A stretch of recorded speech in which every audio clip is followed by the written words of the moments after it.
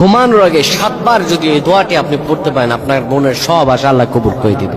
সব আশা আপনার কবুল হয়ে যাবে ইনশাআল্লাহ। এটি আপনি আপনার পরিবার মানুষকে শেয়ার করবেন।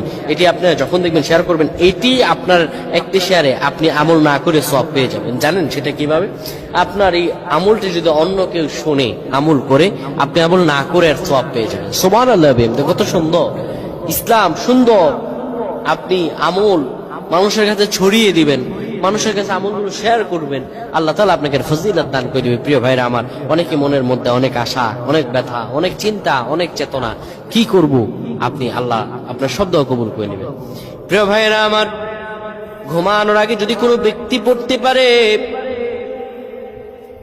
ঘুমানোর আগে ওযু করার পরে 7 বার যদি পড়তে পারে, ইয়া রব্বানা ইয়া রব্বানা ইয়া রব্বানা, হে আমাদের রব, হে আমাদের রব, আল্লাহুম্মা উগফিরলি।